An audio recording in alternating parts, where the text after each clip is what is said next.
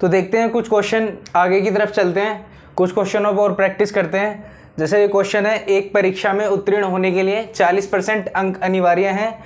एक प्रतियोगी को 220 अंक प्राप्त होते हैं और वह 20 अंकों से फेल हो जाता है, तो परीक्षा में अधिकतम अंक कितने थे?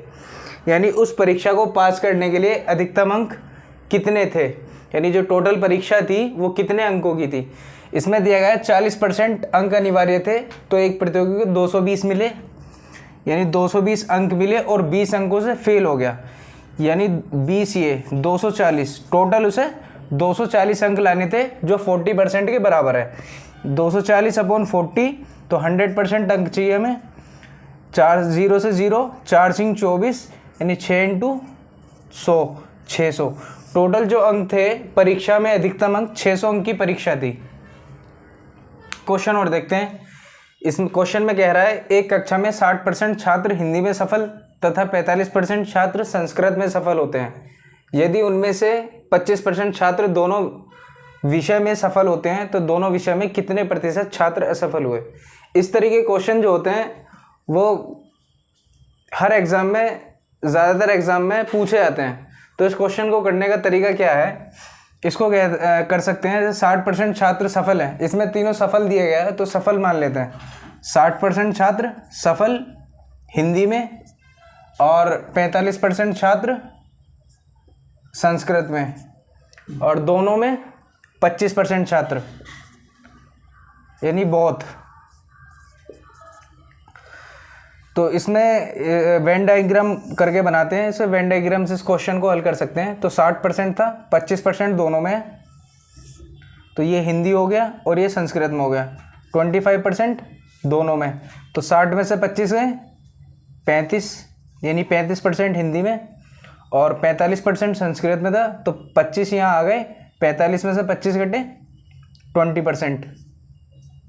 ये जो थे हमारे टोटल पास हैं, यानी 35% प्लस 25% प्लस 20%, तो 30 और 20 50, 60 70 80, यानी 100% टोटल थे, जिनमें से 80% हमारे पास हैं।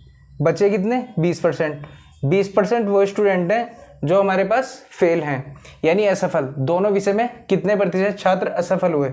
दोनों विषय में जो छात्र असफल हुए वो 20% है। देखिए इस क्वेश्चन को देखते हैं।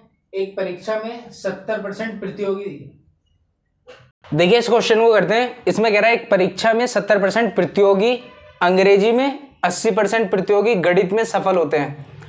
10% प्रतियोगी दोनों विषय में असफल होते हैं। यदि 144 प्रतियोगी दोनों विषय में सफल होते हैं तो प्रतियोगी की कुल संख्या क्या थी? यानी 80% इंग्लिश में और 10% बोथ दोनों विषय में। नहीं, ये इंग्लिश में 70% और 80% मैथ में। ये 70% इंग्लिश में, मैथ में 80% और दोनों में 10% असफल होते हैं। तो सफल कितने होते हैं? 100 में 70%, 100 से 70 घटाया तो 30% इसमें, और 100 से 80 इसमें घटाया तो 20 इसमें, यानी 30% और 20% और 10% दोनों विषय में असफल होते हैं। तो इसका चार्ट बनाएंगे। दोनों में 10% और इंग्लिश में 30% टोटल थे, 10% यहाँ आ गए तो बचे 20%, और मैथ में 20% तो 10% यहाँ आ गए, बचे 10%। तो ये कितने हो गए? 20 टोटल हो गए। 20 10 30 और 10 40, यानी 20 10 प्लस 10 40। तो 100 में से 40% जो थे, यानी 60% बचे। अब इसमें कह रहा है यदि 144 प्रतियोगी दोनों विषय में सफल होते हैं, 144 प्रतियोगी दोनों विषय में सफल होते हैं, यानी जो 60% है हमारे जो सफल हो रहे हैं वो 60% है। 144 की वैल्यू हमें 60% के बराबर दी गई है। तो उसमें पूछा है तो प्रतियोगी की कुल संख्या क्या थी, यानी 100% की चाहिए हमें, तो 100 से मल्टीप्लाई करेंगे, 0 से ये 0 कट जाएगी, 6 दूनी 12, 6 चौक 24, तो 24 धाम 240, यानी 240 टोटल प्रतियोगी की कुल संख्या थी। देखिए एक क्वेश्चन हो रहा है इसी तरह का, कह रहा है एक कॉलेज में लड़के तथा लड़कियों की संख्या का अनुपात 3:2 है। यदि 20% लड़के तथा 25% लड़कियां वयस्क हैं तो कितने प्रतिशत छात्र वयस्क नहीं हैं। हमें डेटा दिया है वयस्क हैं और पूछा गया हमसे छात्र वयस्क नहीं हैं, यानी 3:2 का रेशो है बॉयज एंड गर्ल्स का। हम इसे क्या करते हैं, अपनी तरफ से मान लेते हो कुछ भी, तो 100 से हमने गुणा कर दी, तो 300 इधर हो गया, 200 इधर हो गया।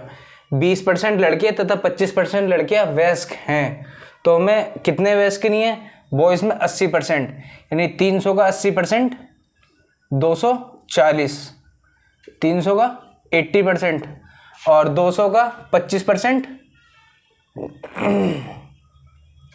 200 में 25% वयस्क हैं, कितने परसेंट वयस्क नहीं है, 75%, तो 200 का 75% निकालेंगे 150, यानी टोटल हमारे पास कितने आ गए 390। 390 हमारे पास वयस्क नहीं है, कितने में से, 500 से। अब हमें परसेंटेज निकालना है, तो ये 100 से गुणा, 0 से 0 खत्म, 5 सत्ते 35, 4 बचे, 5 अट्ठे 40, यानी 78% जो है वो वयस्क नहीं है।